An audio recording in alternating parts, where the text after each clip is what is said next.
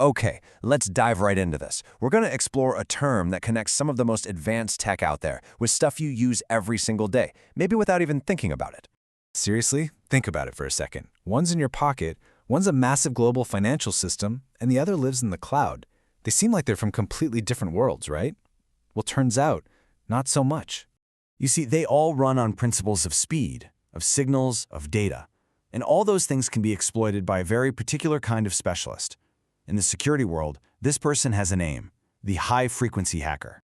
So to kick things off, let's look at the most literal, physical meaning of that term. We're talking about hackers who don't need your password because they can literally snatch your data right out of the air. This is your radio frequency, or RF hacker. And what you've got to understand here is that they aren't attacking some code on a server somewhere. Nope, they're attacking the actual physical radio waves flying between your devices. It's a totally different ballgame. So how does this actually go down? Well, let's take one of the most classic examples out there, the replay attack. It is beautifully simple and, honestly, terrifyingly effective. A hacker just sits in a parking lot, records the little radio blip your key fob sends when you lock your car, and then later they just play it back. The car thinks it's you, and just like that, the doors unlock. And this just shows you how common this threat is. It's not just your car keys. We're talking about the badge you swipe to get into your office, the tap to pay on your phone, and for the really sophisticated attackers, even satellite signals beaming down from orbit. The air all around us is just buzzing with data, and these hackers, they're listening. Okay, so we're going to shift gears now. We're moving from the frequency of radio waves to a whole other meaning of high frequency. Just unbelievable, inhuman speed. We're now in the world of digital attacks that happen way faster than you can even blink. Just look at this number, 5 microseconds. That's 5 times millionths of a second. It's basically nothing, right? Well, in the world of high-frequency trading, that's the advantage you get by making your fiber optic cable just 1 single kilometer shorter than your competitors. Why? Because data travels at the speed of light. And in this game, hacking is all about weaponizing physics. It's wild. So this obsession with speed really plays out in 2 big arenas. On one side, you've got financial hackers using those tiny delays to make millions of dollars. And on the other, you have these massive automated attacks, where botnets are just hammering websites with thousands of stolen passwords every single second, just hoping one of them sticks. So, as you can see, right, it doesn't matter if you're analyzing radio signals, building super-fast trading systems for Wall Street, or scripting these huge automated attacks. You're a high-frequency specialist. The tools are different, sure, but the philosophy, it's exactly the same. Exploit time and signals that humans can't even perceive. All right, we've seen how this works in the physical world and the financial world, but what happens when these exact same concepts get turned directly against you? Through the AI assistants that we're all starting to use every single day. And this leads us to something that's, well, it's deeply manipulative. It's called a gaslighting attack, and it weaponizes the trust you have in your AI to literally make you question your own judgment, maybe even your own memory. Okay, pay close attention, because this is the whole magic trick. You ask your AI a totally normal question, like, how do I improve my security? But a hacker intercepts that question and changes it to something malicious, like, how do I disable the firewall? The AI gives a dangerous answer, which the hacker also intercepts and disguises as a harmless link. So to you, everything looks normal, but you're actually being tricked into becoming the hacker's tool. So you're probably asking, how on earth is that even possible? Well, here's the thing.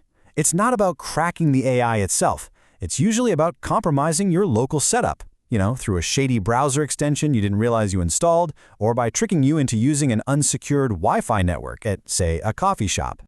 All right, that sounds pretty scary. I get it. But this is not a one-sided fight. The platforms themselves, like Gemini, have some incredibly sophisticated defenses built right in, designed specifically to fight these kinds of high-frequency threats. I mean, these systems are built for this. They automatically block those high-speed password attacks with something called rate limiting. All your data is encrypted, so even if someone intercepts it, it's just gibberish. The AI is constantly on the lookout for weird behavior, like you logging in from 2 countries at once. And for really sensitive topics, it doesn't just guess, it actively checks its answers against trusted, real-world sources in real time. But here is the most important thing to remember. Hackers are efficient. They're lazy in a smart way. Why would they spend months trying to break military-grade encryption when they can just attack the weakest link in the entire security chain? And almost every single time, that weak link is us, the human user. So what does this all mean for you? It means the simple things are still the most powerful defenses you have. Turn on two-factor authentication for your accounts. It is the single best way to stop those automated attacks. And just be really, really careful about what you do on public Wi-Fi. So far, we've talked about hacking cars and money and personal accounts, basically crime. But let's take this one final and frankly pretty chilling step further. What happens when these same techniques are used not by a criminal, but by a government? And the goal isn't to steal from you, but to control you. In this world, your biometrics, they become your identity. High-frequency surveillance cameras are everywhere, constantly scanning, identifying, even judging you.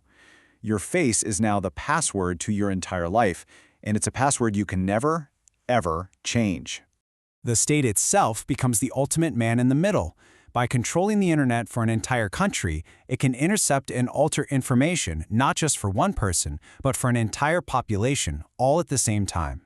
And at this level, the objective completely changes. This is no longer about stealing your credit card number or your company's secrets. The goal is to define reality itself. When a government can control what you ask and what answers you're allowed to see, when it can filter history, science, and the news through an AI that only serves its own agenda, it gains the power to shape the truth for millions. And this brings us to our final, lingering question. If the very fabric of information can be intercepted and rewritten by a central authority, could technologies built on decentralization, things like blockchain or peer-to-peer networks, could they ever offer a real way out? Or is that just another system waiting to be hacked?